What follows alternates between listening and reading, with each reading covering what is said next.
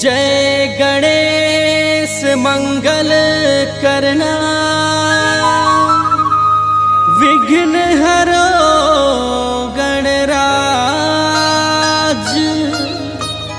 आज सभा में आके देवा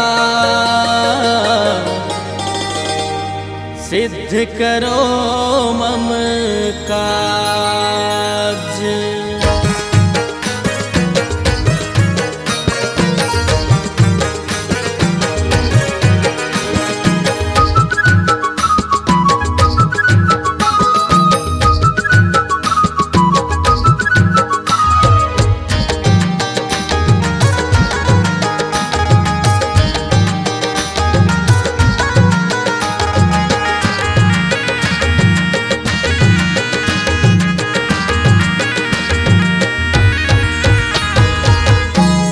गौरी के बेटा गणराज जी मनावे तोला सारा संसार जी। गौरी के बेटा गणराज जी मनावे तोला सारा संसार जी। गौरी के बेटा गणराज जी मनावे तोला सारा संसार जी। सारा संसार जी घर घर में आज, सारा संसार जी घर घर में आ। शिव गौरा के लाल जी, शिव गौरा के लाल जी मनावे तोला सारा संसार। शिव गौरा के लाल जी मनावे तोला सारा संसार।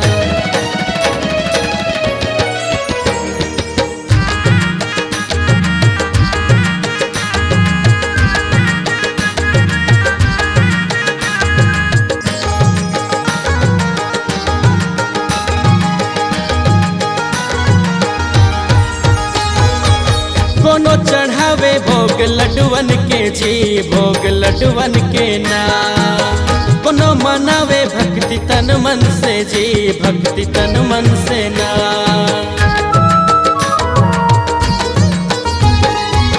कोनो चढ़ावे भोग लड्डुअन के जी, भोग लड्डुअन के ना। कोनो मनावे भक्ति तन मन से जी, भक्ति तन मन से ना। डीजे बजावे दिन रात जी, डीजे बजावे दिन रात जी। नचैया मन नाचे झुमके आ। गौरी के बेटा गणराज जी मनावे तोला सारा संसार।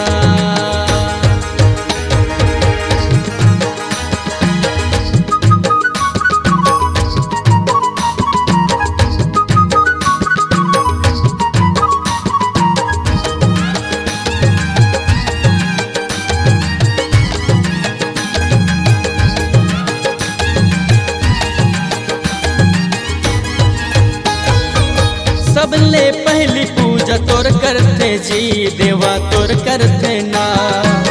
सब दुखियन मन के दुख हरते जी, देवा दुख हरते ना।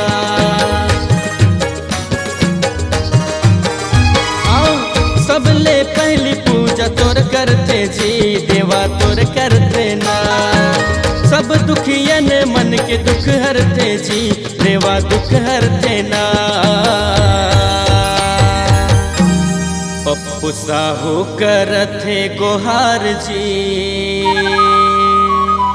पप्पू साहू करथे गोहार जी मनावे तोला सारा संसार जी।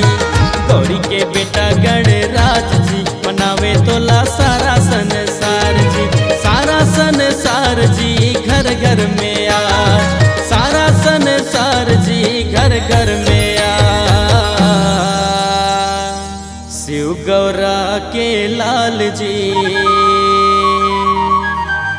शिव गौरा के लाल जी मनावे तोला सारा संसार। नाचत गावत करे जय जयकार जी मनावे तोला सारा संसार जी। धूम मचावे संगी यार जी मनावे तोला सारा संसार जी। गौरी के बेटा गणराज जी मनावे तोला सारा संसार जी। गौरी के बेटा जी मनावे तोला